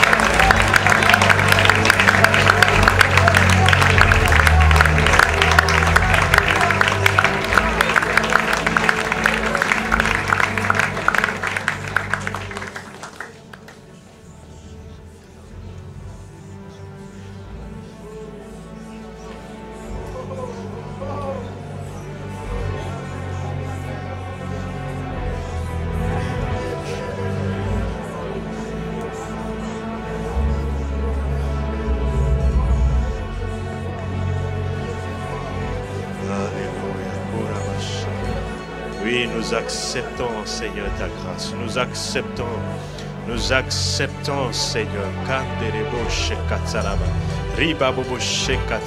Nous avons confiance en toi, Jésus. Nous avons confiance en toi. Nous bannissons toute inquiétude. Oui, nous bannissons toute inquiétude de nos vies, de nos cœurs. Nous bannissons tout doute face à ce que tu viens de nous dire. Nous rejetons tout doute, Seigneur. Oh, nous embrassons totalement la parole. Nous y croyons. Nous avons confiance en ta parole.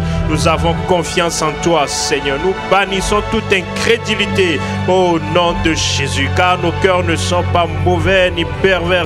Nous rejetons toute forme d'incrédulité. Oh, nous refusons toute forme d'incrédulité. Nous sortons de cet intervalle, Seigneur. Oh, nous croyons en toi. Nous avons confiance en toi. Nous nous fions à ce que tu dis. Tu es fiable, Seigneur. Tu es fiable. On peut compter sur toi. Tu es fiable.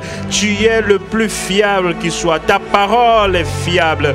Ta personne est fiable. Ce que tu dis est fiable, Seigneur. Oh, Shekatarabo, Shetelebре Kasa. Marabo, Shekatarabaye. Nous acceptons ta grâce. Nous acceptons ta grâce, Seigneur. Nous sommes crucifiés en toi, avec toi, Seigneur, et nous sommes ressuscités avec toi pour une nouveauté de vie. Nous acceptons, Seigneur, les excellentes choses qui sont là en ce jour. Nous les saisissons. Les excellentes grâces qui viennent de toi, Seigneur, nous les recevons. Nous ne les rejetons pas. Nous les lambannons en ce jour. Alléluia. Pour notre Église, pour cette nation, pour nos vies personnelles, nous les recevons. Alléluia, alléluia. Merci, Seigneur. Merci pour ta grâce inestimable, ta grâce insondable, ta grâce si vaste, Seigneur. Oh, nous ne venons pas ce matin avec des petits gobelets pour puiser, Seigneur.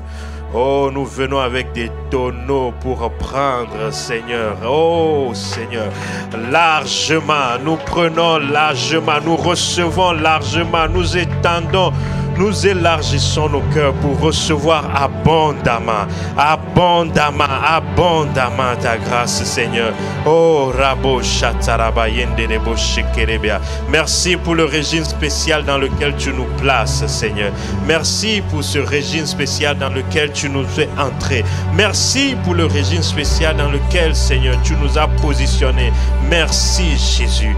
Alléluia. Nous sommes des favorisés, Seigneur. Nous sommes des hautement favorisés. Koraba Shandaraba.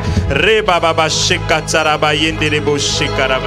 Tu nous mets dans un régime spécial, Seigneur. Oh, nous n'avons aucun mérite, Seigneur. Koraba Shandaraba Yenderebo Shekatarabaye. Remamama Sekatarabaye. Merci, Seigneur. Oh, merci. Merci pour ta grâce. Merci pour ta grâce. Oh, Raboshe Kerebea. La grâce de Dieu, c'est ce que j'ai reçu. La grâce de Dieu, c'est ce que j'ai reçu. Par sa grâce je vis, par sa grâce je mange, par sa grâce je fais toutes choses. La grâce de Dieu, c'est ce que j'ai reçu. La grâce de Dieu, c'est ce que j'ai reçu. Par sa grâce je vis, par sa grâce je marche, par sa grâce je fais toutes choses. La grâce, c'est que j'ai reçu. Par sa grâce je vis, par sa grâce je marche, par sa grâce je fais toutes choses. La grâce, celle que j'ai reçue. Par sa grâce, ces dons excellents sont disponibles. Ne passe pas à côté. Par sa grâce, je fais toutes choses. La grâce de Dieu, c'est ce que j'ai reçu. La grâce, saisis l'ambane, c'est ce que j'ai reçu. Par sa grâce je vis, par sa grâce je marche, par sa grâce je fais tout. Il est là avec ses dons excellents, sa grâce inépuisable. C'est ce que j'ai reçu. Par sa grâce, n'attends pas que quelqu'un te pose les mains. Oh, te prie pour toi. Sa grâce est disponible. Toutes choses. La grâce, celle que j'ai reçue. Par sa grâce, l'esprit de grâce est là à te remplir. Oh. Par sa grâce, je fais toutes choses. Par sa grâce, je fais toutes choses. Par sa grâce, je fais toutes choses. Alléluia. La grâce du salut est disponible en ce jour. La grâce d'une nouvelle vie est disponible en ce jour. La grâce d'un nouveau début est disponible en ce jour. La grâce d'un nouveau commencement est disponible en ce jour. Alléluia. Si tu es là ce matin, nous pouvons nous rasseoir. Si tu es là ce matin et que tu n'as pas encore donné ta vie à Jésus, tu errais dans ce monde, tu as lutté, tu as essayé par toi-même et tu es épuisé, fatigué. Ce matin, Jésus est là avec sa grâce inestimable, inépuisable pour toi. Si tu es là ce matin, que tu veux recevoir Jésus-Christ dans ton cœur comme ton Seigneur et Sauveur pour commencer une nouvelle vie, pour un nouveau départ. Les choses anciennes sont passées pour toi. Les choses anciennes seront oubliées, passées pour toi. Si tu l'acceptes, il fera toutes choses nouvelles pour toi.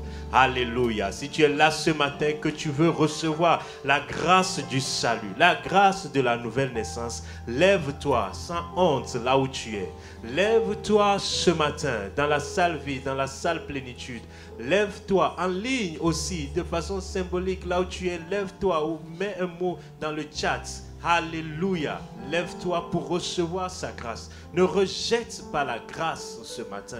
Ne rejette pas la grâce du salut ce matin. Ne rejette pas la grâce de cette nouvelle vie ce matin. Ne rejette pas la grâce d'une identité nouvelle. qu'il veut te donner ce matin. Tu es là, dans la salle vie, je vois quelqu'un qui est là, debout dans la salle vie. S'il y a d'autres personnes,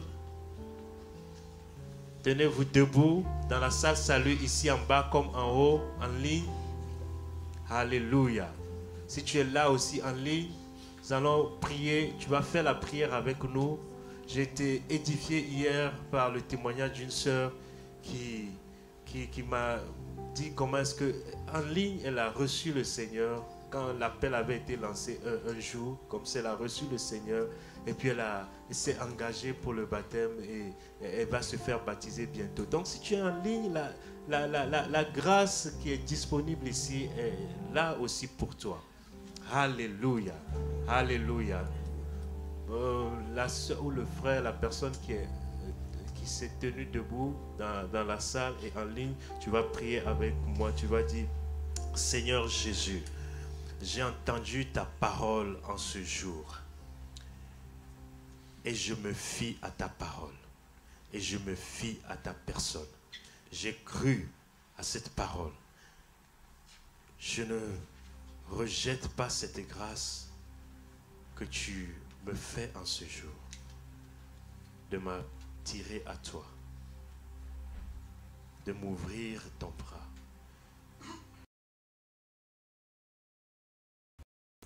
Je crois et que tu es. Je crois que quand tu mourais, j'étais avec toi à la croix. J'étais en toi et je suis mort en toi. Et en ce jour, je suis ressuscité avec toi pour une nouveauté de vie. Merci pour ton sang qui a lavé tous mes péchés. Merci pour le pardon de tous mes péchés. Je reçois en ce jour ton esprit dans mon cœur.